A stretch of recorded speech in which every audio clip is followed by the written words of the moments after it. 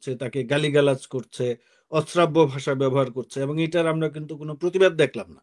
Bangladesh high commission থেকে তো British অথরিটিকে বলা উচিত ছিল যে আওয়ামী লীগের নামে যারা জড়ো হয়ে মিছিল সমাবেশ করছে এরা গণহত্যাকারী, এদের তো সভা সমাবেশ করার অধিকার নাই। যেই কীর্তিকলাপ হইল সেখানে এই ডক্টর ইউনূসের হোটেলের সামনে আওয়ামী লীগের লোকজন, এই যে তিনজন এমপি, মেয়র, যাদের বিরুদ্ধে হত্যার মামলা আছে, যারা দেশে গেলে অ্যারেস্ট হওয়ার কথা, তারা গিয়ে যে মিছিল করলো, তাদের বিপক্ষে গিয়ে যে আরো 200 মানুষ দাঁড়াবে, কোথায় লোক কোথায়? উপর আমি যেটা বলবো যে এই সরকার কোনো কিছুই করতে পারছে না, টোটালি একটা ব্যর্থ সরকার। তারা না করতে পারছে বিচার, না নির্বাচনের জন্য প্রস্তুত করতে পারছে, না সংস্কারের জন্য প্রস্তুত করতে পারছে। সংস্কারের নামে কিছু আজগুবি, অলীক এবং অবাস্তব প্রস্তাব তারা দিয়েছে। একটা বলি, যেমন তারা বলেছে যে একটা কাউন্সিল হবে, কনস্টিটিউশনাল কাউন্সিল হবে, সেখানে কনস্টিটিউশনাল যে পদগুলো আছে সেখানে নিয়োগ দিবে ওই কাউন্সিলের মাধ্যমে। সেখানে সরকারি দলের 2 জন থাকবেন, বিরোধী দলের 2 জন থাকবেন, আরো নমিনেটেড লোকজন থাকবেন, চিফ জাস্টিস থাকবেন, ভালো। এখন আপনি ফাইন, আপনি কনস্টিটিউশনাল পদে দুর্নীতি দমন কমিশন, নির্বাচন কমিশন, প্রধান বিচারপতি নিয়োগ, আরো যেগুলো পদ আছে সেগুলোতে আপনি সার্চ কমিটি বা কাউন্সিলের মাধ্যমে নিয়োগ দেন। কিন্তু সেখানে বলা হয়েছে যে প্রতিরক্ষা বাহিনীর প্রধান ওই কাউন্সিল নিয়োগ দিবে।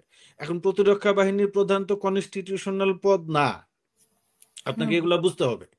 এখন এরা এইরকম আজগুবি সব প্রস্তাব করে রেখেছে, আরো প্রস্তাব করেছে যে এই এই অমুক পাস না হলে, গ্রাজুয়েট না হলে কেউ চেয়ারম্যান হতে পারবে না। চেয়ারম্যান হবে আবার পৌরসভার মেয়র বা চেয়ারম্যান হবে কাউন্সিলরদের ভোটে। তার মানে আপনার ভোটাধিকার কেড়ে নিচ্ছে, আপনি আপনি চেয়ারম্যান নির্বাচিত করতে পারবেন না।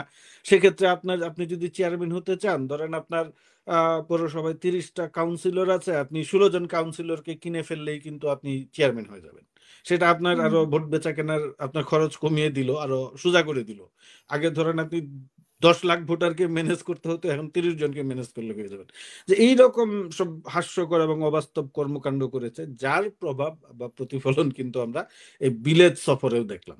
এটা তো কোনো কথা হইতে পারে না যে আপনি কি বলে যে বলছে যে স্টার, ওই ব্রিটিশ প্রধানমন্ত্রী আছেন দেশে, বলছেন উনি নাই, উনি কানাডায় চলে গেছেন।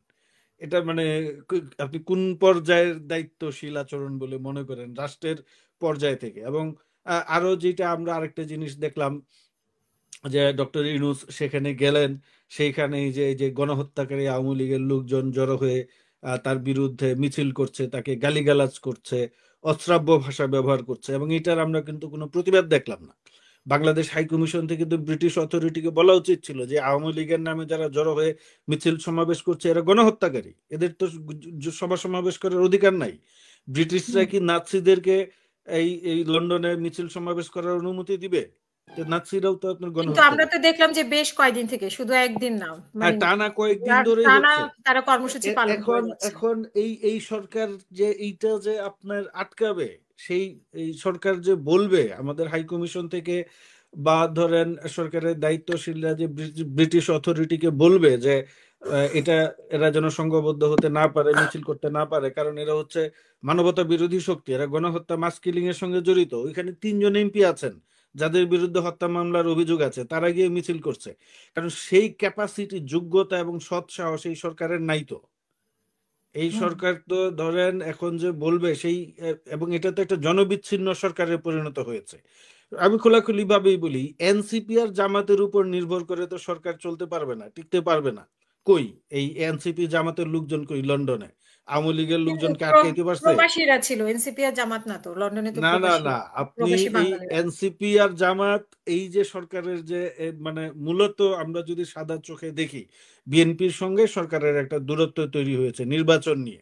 তো আমরা যদি এইভাবে চিন্তা করি যে বিএনপি বিষয়টা নিয়ে গুরুত্ব দেয় নাই, গায়ে তুলে নাই, তাইলে এখন এই যে যেই কীর্তিকলাপ হইল সেখানে এই ডক্টর ইউনূসের হোটেলের সামনে আওয়ামী লীগের লোকজন, এই যে 3 জন এমপি, মেয়র, যাদের বিরুদ্ধে হত্যার মামলা আছে, যারা দেশে গেলে অ্যারেস্ট হওয়ার কথা, তারা গিয়ে যে মিছিল করলো, তাদের বিপক্ষে গিয়ে যে আরো 200 মানুষ দাঁড়াবে, কোথায় লোক কোথায়?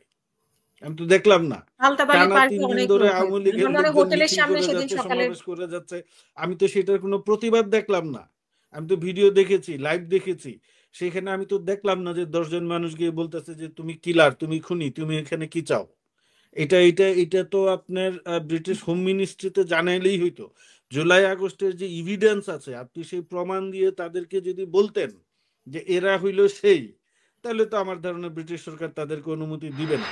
তো এখন ধরেন কেন দিতে পারে নাই, কারণ আমার কাছে যেটা মনে হয় যে এই সরকারের সঙ্গে পরিষ্কার ভাবে, এবং এই যে এনসিপি টেনসিপি যেগুলা বলেন দলটল, এদের সঙ্গে আওয়ামী লীগের একটা আঁতাত হয়ে গিয়েছে, যোগাযোগ আছে, যোগসাজশ আছে।